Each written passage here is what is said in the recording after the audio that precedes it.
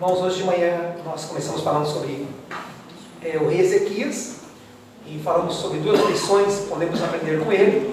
Hoje de manhã falamos sobre a lição prioridade, que rei Ezequias foi um rei que assim que assumiu o trono, teve como prioridade a sua retidão. Ele priorizou ser uma pessoa digna, honesta e que servisse ao Senhor. Também Ezequias tinha como prioridade a restauração religiosa do povo de Judá, que estava distante de Deus, mergulhado na idolatria. E ele também teve como prioridade as pessoas, aonde ele estava recolocando os levitas, sacerdotes, para a restauração do culto, da reunião, do ajuntamento religioso do povo e da presença de Deus. Falamos sobre isso de manhã e foi muito interessante. E ficamos de continuar hoje à noite falando de uma outra lição importante que nós podemos aprender com o rei Ezequias. E a lição é dependência de Deus. Que nós vamos falar. E comentei hoje de manhã que dependência de Deus é uma palavra muito bonita de se falar, mas não é muito atrativo de se viver. Porque depender de Deus nos convida ou nos provoca a abrir mão de nós mesmos, da nossa confiança, da nossa segurança e depositar nossas vidas na mão do Senhor, nosso Salvador. Aí eu te convido a abrir outro texto, 2 Crônicas, no capítulo 32. 2 Crônicas, capítulo 32. O texto de agora à noite é um pouquinho mais extenso, então eu vou contar com a participação dos irmãos em me ajudar a fazer essa leitura. 2 Crônicas, capítulo 32, nós vamos ler do versículo 7 ao 22.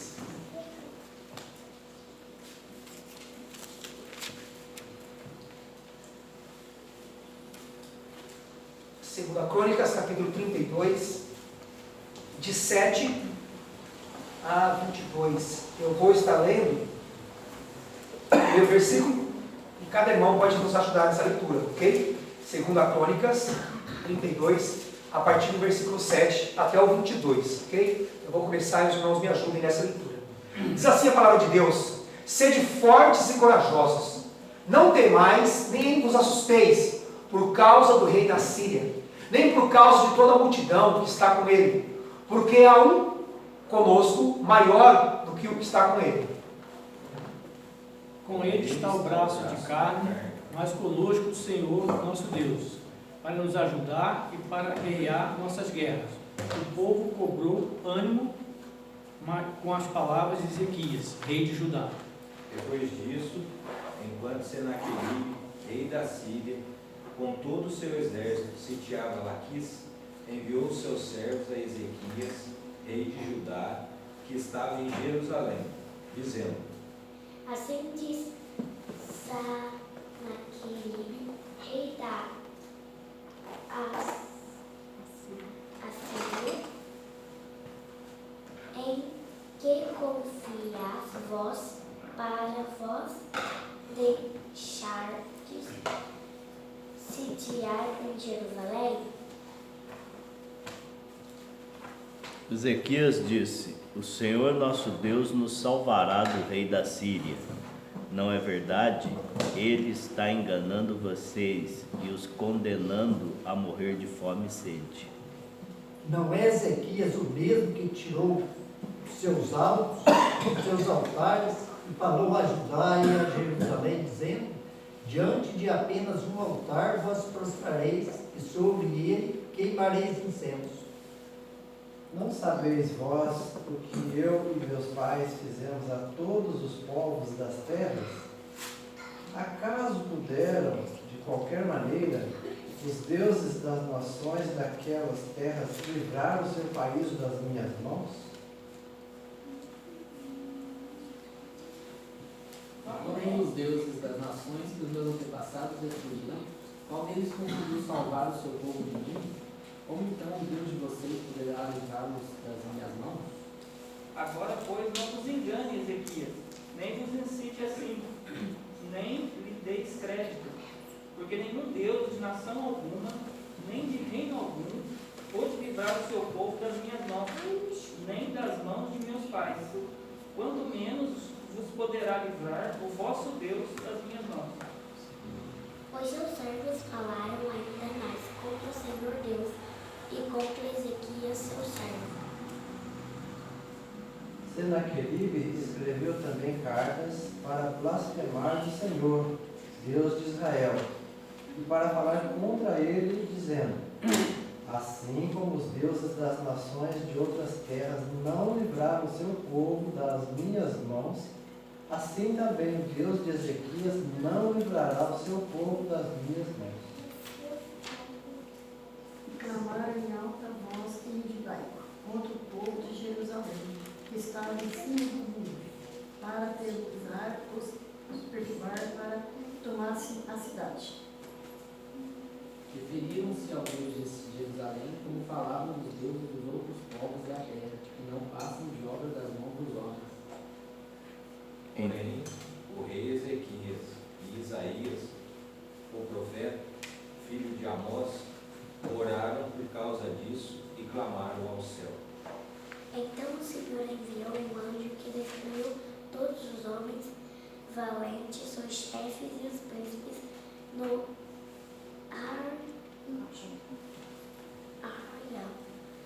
rei de Assíria. E este, com o rosto coberto de vergonha, voltou para sua terra, tendo entrado na casa de seu Deus. Os seus próprios filhos ali o mataram à espada. Foi assim que o Senhor salvou Ezequias e o povo de Jerusalém das mãos de Senaqueribe, rei da Síria, e de todos os outros que os ameaçavam. Então houve paz em toda a terra. Amém. Como eu falei de manhã, esse texto também está lá em 2 Reis. E lá em 2 Reis o texto é mais cheio de detalhes, né? Em Crônicas que é um pouco mais resumido. Mas é interessante aqui, você vai lendo e você percebe o desafio que está diante do rei Ezequias. Ezequias começa trazendo grande bonança para o meio do seu povo, restaurando a dignidade do povo, da nação, restaurando a questão de não ficar dependente de um povo pagão, e tudo parecia ir bem.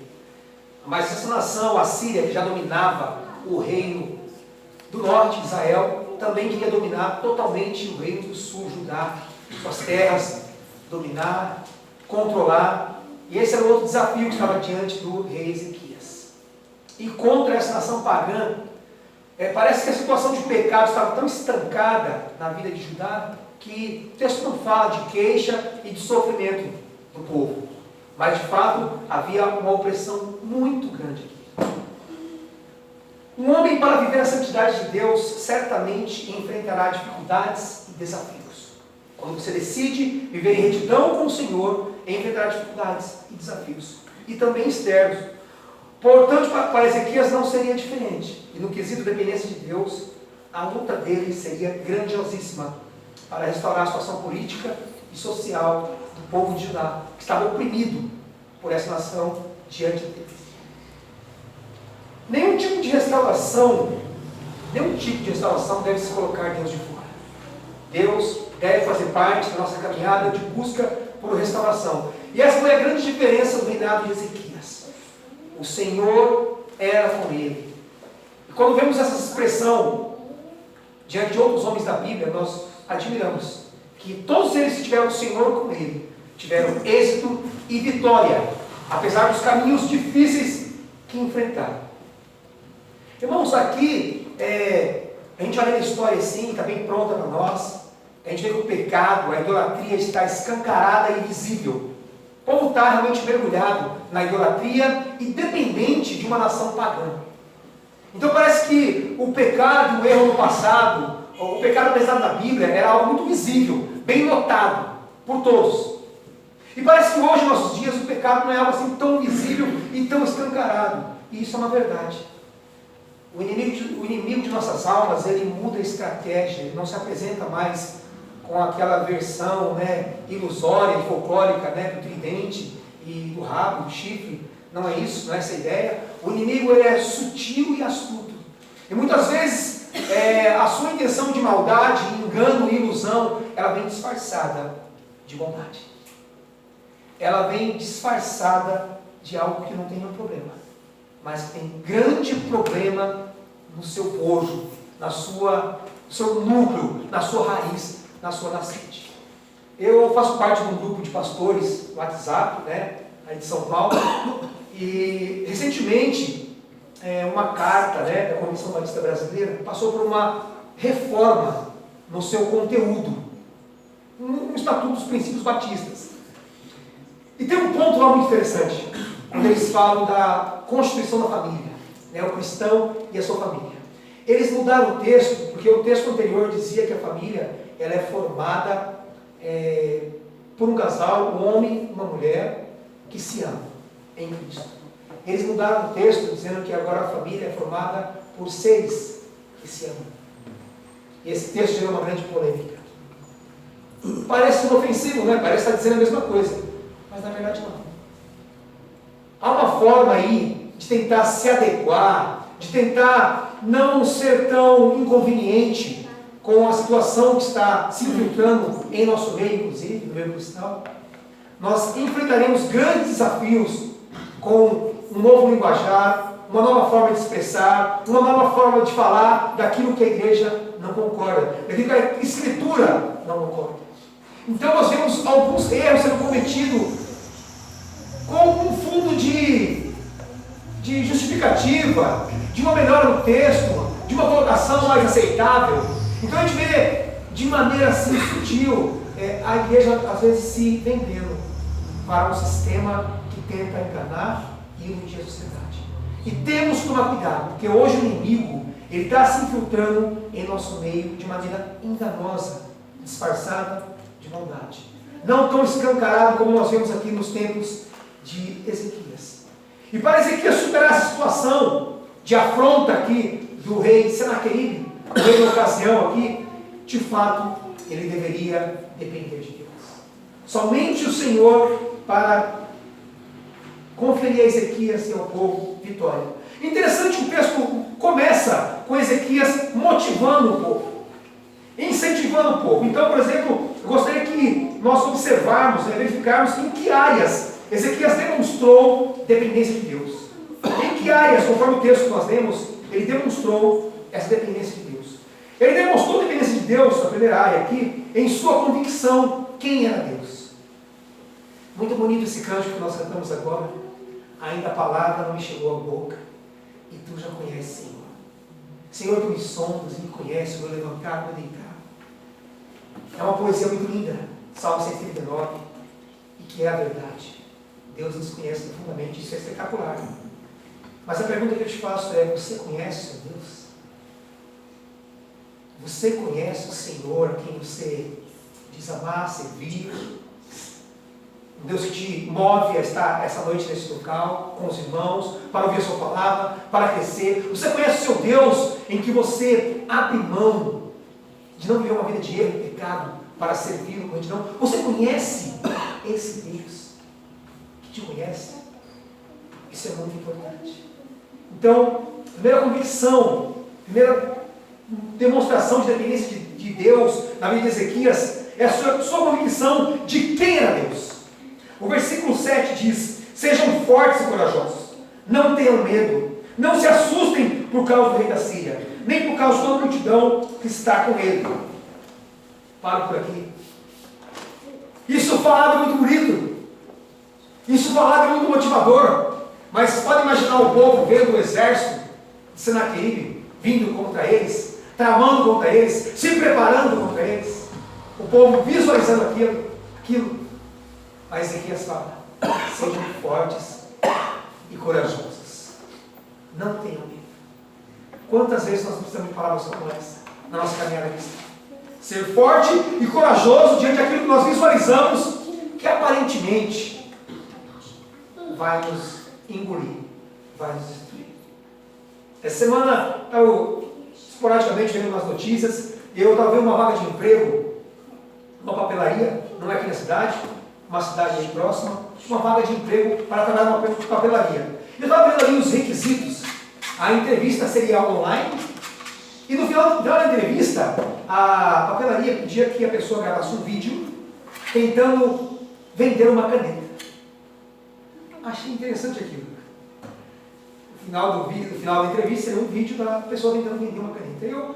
Me chamou a atenção aquela estratégia. Então, ou seja, a empresa está contratando, ela queria ser convencida que o candidato conseguisse vender uma caneta.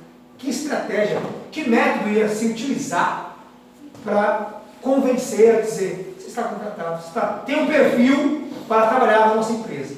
Então, parece que não tem nada a ver o que estou falando, mas olha o que as empresas usam, olha o que eles buscam para identificar as pessoas. Hoje as pessoas trabalham essa estratégia de motivação, de convencimento. Então o candidato tem que ter esse poder de convencimento. E as palavras que Ezequias usa aqui é a palavra de convencimento. Esforça-te, tenha um bom ânimo. Gente, nós podemos vencer. Mas o texto segue. E o que o texto continua a dizer é o que de fato vale a pena. Ele fala o seguinte: toda a multidão que está com ele, porque conosco está alguém que é maior do que o que está com ele.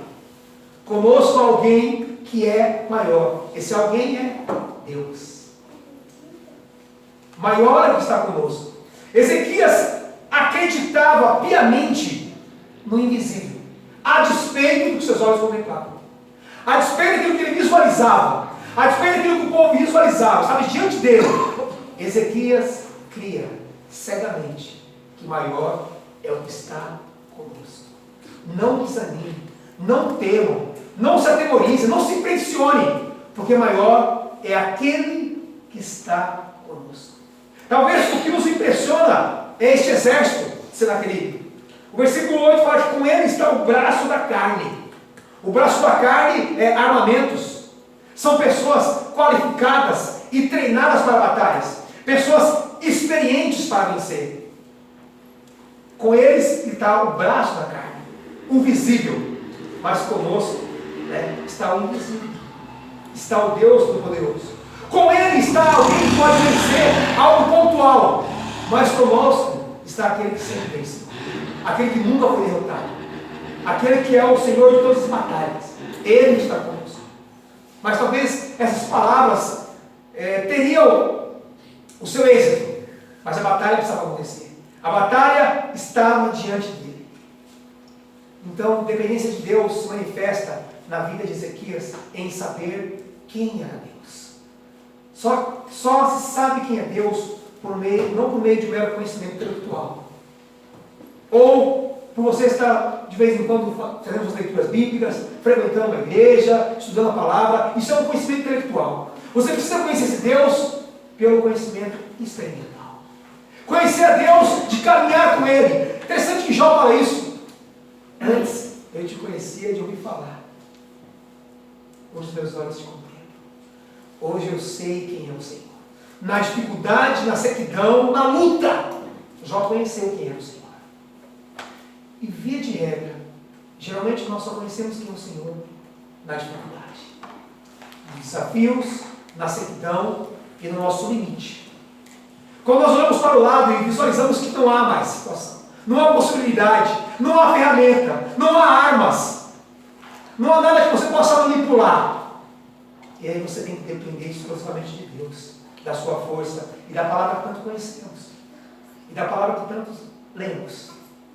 Então, a nossa esperança é depender desse Deus, porque conhecemos Ele pelo relacionamento experimental. O relacionamento experimental com Deus é o relacionamento do dia a dia. É o relacionamento constante, em todos os momentos, em toda ocasião. Ontem eu falava para os jovens aqui, enquanto nós vimos no texto, eu falei que vemos um contexto hoje muito maravilhoso e muito fácil de se relacionar com Deus. Porque hoje, tecnologia nos favorece em todo qualquer momento a gente manter contato com as escrituras sagradas, por exemplo. Você pode, no momento, no espaço, no intervalo, qualquer ocasião, ter um tempo ali com Deus, na sua palavra, sem estar com a Bíblia aqui física, o livro da capa preta em mãos, mas estar com o smartphone, onde você pode ler uma porção da palavra e ser edificado e visitado pelo Senhor naquela palavra.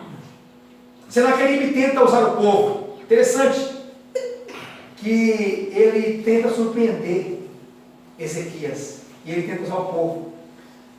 O rei da Síria tenta lançar dúvidas e insegurança sobre Ezequias. O versículo 11 diz assim, nós lemos: por acaso não é Ezequias quem está incitando vocês para que morra de fome e sede, dizendo, o Senhor nosso Deus nos livrará das mãos do rei da Síria? Ele manda informação que vai receber ali a liderança de Senaqueribe, não é Ezequias diretamente, mas são os servos de Ezequias, vão receber, e falam, ó, Ezequias, esse que está falando que Deus vai livrar vocês, vão morrer de fome, vão morrer de sede, vão sofrer, porque nós dominamos sobre vocês, nós vamos dominar, somos mais poderosos que vocês. Então, se você está acreditando nesse papinho, desse Deus de Ezequias, vocês vão morrer à míngua, vocês vão morrer em sequidão. Então, o exército inimigo tenta lançar dúvida sobre a liderança aqui de Ezequias. E envia essas palavras. E o texto continua no versículo 12, quando ele fala, não é Ezequias o mesmo que removeu os lugares altos, os altares do Senhor, dizendo, Judá e a Jerusalém, diante de nós, diante de um só altar, vocês devem se prostrar, e apenas sobre ele devem queimar incenso. Então, Ezequias vinha fazendo a reforma religiosa, falamos de manhã. Ele vinha derrubando aqui aquela idolatria, aqueles postes ídolos, aquela situação do povo queimava incenso, se prostrava e adorava. Ezequias vinha destruindo aquilo. E ele fala, esse Ezequias aí, não é esse aí que está causando, que está transformando, que está mudando as coisas aqui? Vocês confiam nesse homem? Vocês acham que de fato ele vai trazer livramento para vocês? Se de fato vocês estiverem confiados em sua força, querido. Se nós estivermos confiados em nossa habilidade, em nossa experiência, nós devemos temer sim aqueles que se levantam contra nós. Se você estiver baseado na sua experiência, no conhecimento que você tem, tema ao inimigo. Mas se estiver confiado em Deus, no Senhor, não tema a ninguém. Não tema o inimigo. Porque Deus é poderoso. Deus é tremendo. Deus é Senhor. E Ezequias, ao acabar a idolatria, ele está restaurando isso no coração do povo de Judá. Entendam que Deus é único. Amém. Ele é exclusivo. Apenas Ele deve ser adorado. Apenas diante dele devemos nos prostrar. E diante de mais ninguém. Não há intermediário. Ele é Deus. Ele é o Senhor. Ezequias vem incutindo isso na cabeça do povo. E é essa fala, e é esse ensino, é essa reforma que Ezequias vem trazendo, que a liderança de Senaqueribe vem tentar iludir, enganar. Quem é esse Ezequias? Esse que está acabando com os ídolos, com os que nós levantamos, que está acabando com o incenso, com a adoração. Quem é esse Ezequias? Vocês vão morrer de fome, vão morrer de sede, vão padecer. Desconfiar nesse homem. E no Deus desse Ezequias. Interessante. Senaqueribe tenta usar o povo. E é comum o inimigo usar situações próximas a mim e a você para tentar nos intimidar. Quando o inimigo não consegue atingir você diretamente, ele vai tentar situações à sua volta. Foi assim com Daniel na Babilônia. Os homens falaram para Daniel, olha, não tem nada desse rapaz. Não há nada, ele é íntegro, ele é sério. Não há nada que fazer contra ele diretamente. Então, vamos usar uma situação à sua volta. Vamos criar uma situação que o prejudique. Queridos, e com nós não é diferente. O inimigo não podendo atingir você, ele vai usar situações à sua volta para nos intimidar, para nos fazer fraquejar, desistir e muitas vezes esquecer do Deus a que nós servimos tanto e falamos tanto.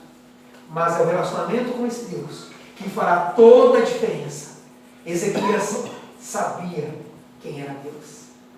Então, uma das marcas da dependência de Ezequias de Deus é que ele sabia quem era Deus. E a outra marca é a sua coragem. A sua coragem. Quantos crentes abatidos, fracos, covardes, diante das estratégias e intimidação do inimigo.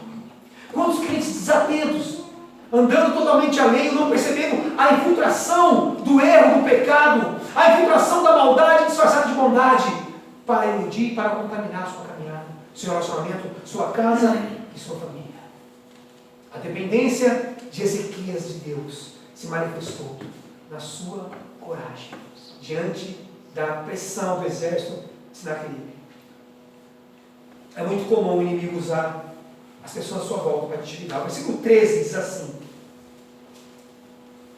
vocês não sabem o que eu e os meus pais fizeram com todos os povos das outras terras? Será que os deuses das nações daquelas terras puderam de alguma forma livrar seu país das minhas mãos? Olha o currículo que Senaqueribe me apresenta. Ó, pessoal, é o seguinte: nós já matamos um monte, já destruímos, dominamos.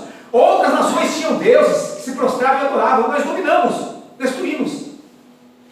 Quem é Ezequias? Quem é o Deus de vocês?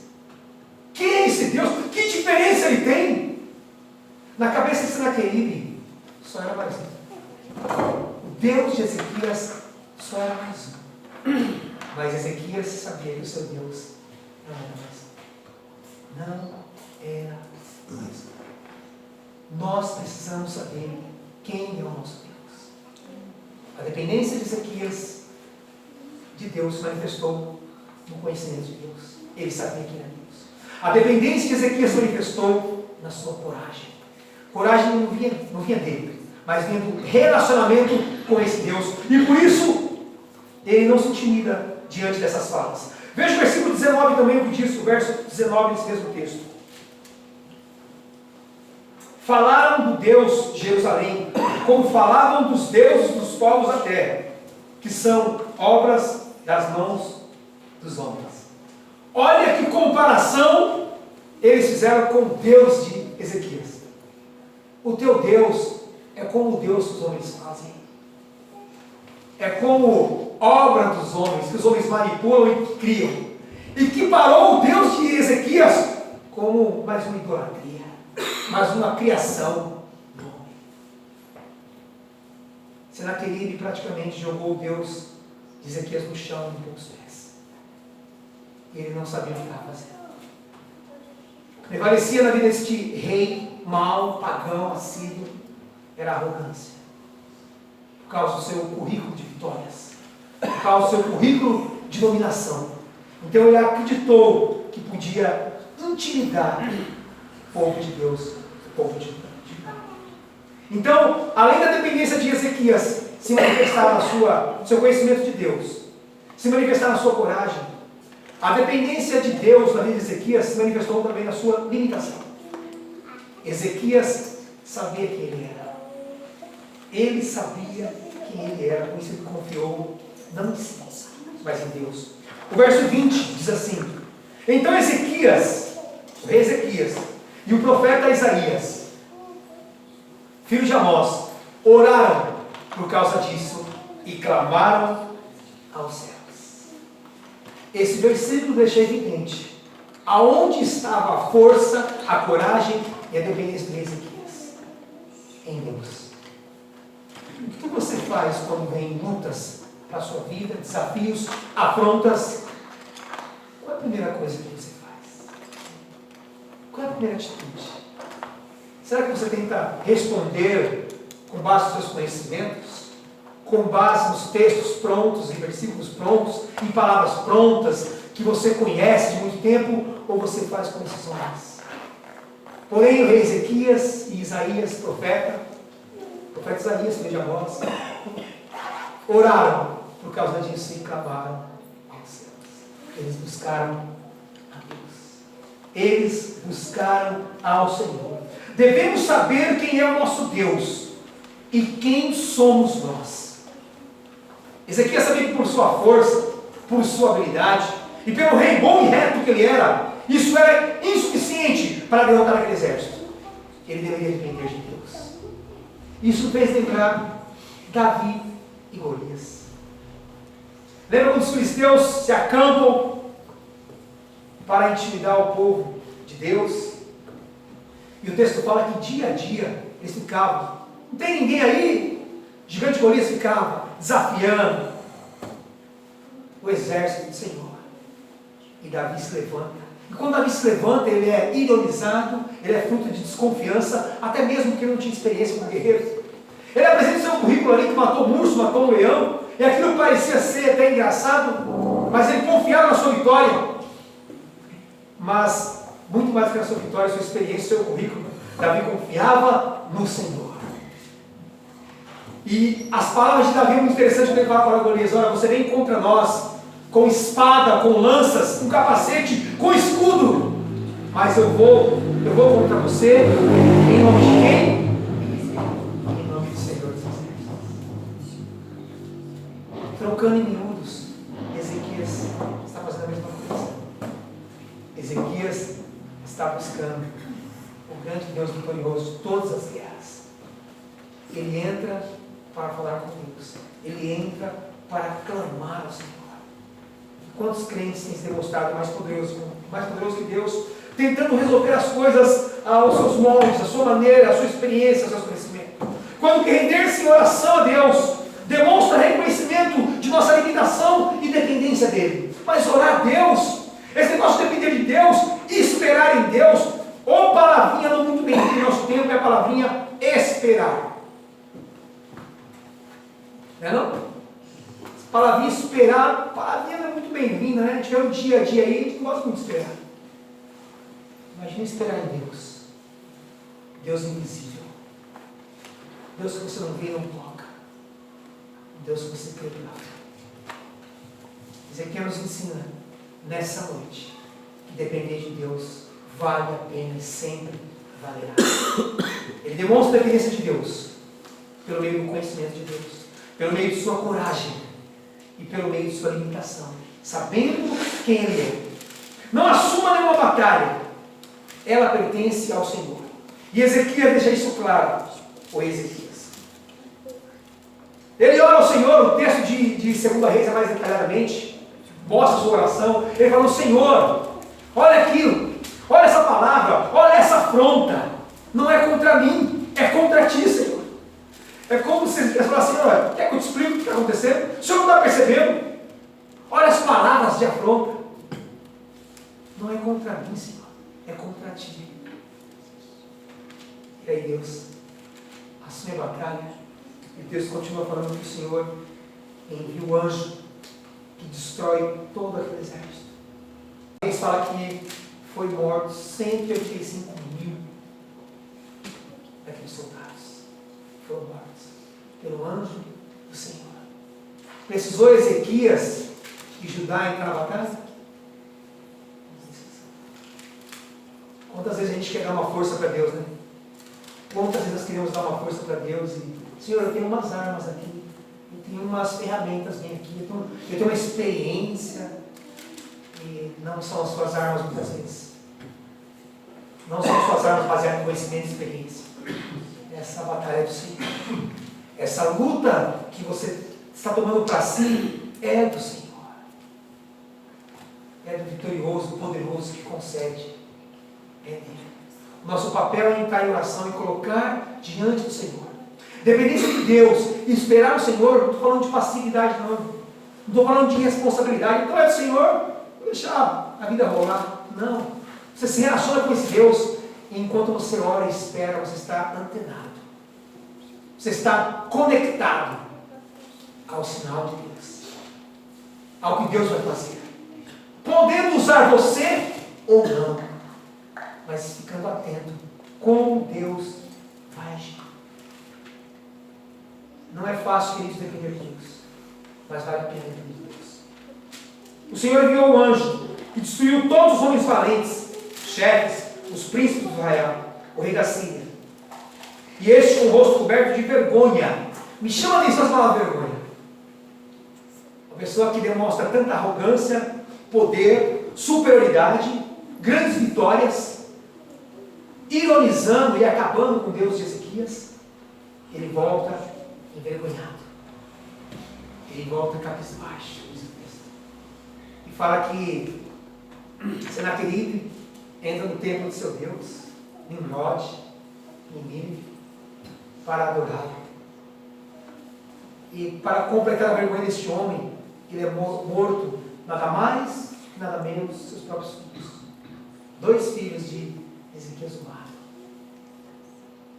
É morto pelos próprios seus. E a vergonha se completa. E Ezequias e o povo que celebra a grande vitória. Assim o Senhor livrou Ezequias e os moradores de Jerusalém, das mãos de Senaqueribe, rei da Síria, e das mãos de todos os inimigos, e lhe deu paz por todos os lados. Querido, quer ter paz por todos os lados? Quer ter paz em meio à guerra? Quer ter paz em meio ao caos? Dependa de Deus. Dependa do Senhor.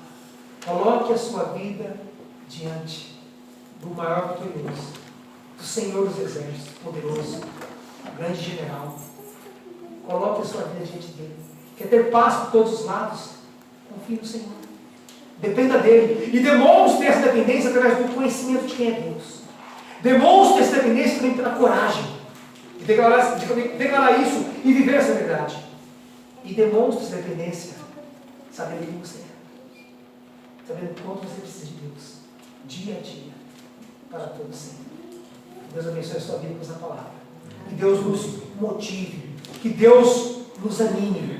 Que Deus nos faça confiantes, vitoriosos, em busca constante do relacionamento sólido com o Senhor. As primeiras palavras de Ezequias para o povo: esforça-te, tenha bom ânimo. As palavras para os irmãos essa noite: esforça-te, tenha bom ânimo. Confie no seu Deus, confie no Senhor, não na nossa capacidade, na nossa debilidade. Deus abençoe. Vamos orar ao Senhor. Senhor, nós queremos te louvar essa noite, te agradecer pelas bênçãos derramadas em nossas vidas, Pai. Obrigado ao Pai por essa palavra essa noite. Um exemplo bíblico, ó Pai, do rei Ezequias, ó Pai, que enfrentou situações bem difíceis, ó Pai, no seu reinado. Especificamente essa, ó Pai, contra o Senaqueribe, rei da Síria, ó Pai, que afrontou o Senhor, que diminuiu o Senhor Deus, que usou palavras, ó Pai, de grande desrespeito, ó Pai. E isso ainda acontece hoje nos nossos dias, ó Pai. As pessoas estão desrespeitando o Senhor, estão diminuindo ao Senhor diante de nós, muitas vezes. E às vezes nós nos intimidamos, ó Pai, de tamanha afronta, ó Pai. Às vezes nós nos sentimos pequenos, ó Pai, diante de tudo aquilo que o inimigo tem levantado, ó Pai. Ó Deus, nos dê sabedoria, nos dê percepção, nos dê conhecimento. Conhecimento relacional, Pai. Conhecimento experimental de Ti, ó Deus. Para que possamos perceber as artimanhas, ó Pai, as armadilhas do inimigo, Pai. E não ceder, Pai. E não fraquejar, e não desanimar, e não se intimidar, Pai, diante de tudo aquilo que Ele vem demonstrar diante de nós, Pai. Porque maior que está conosco, Pai, foi as palavras de Ezequias.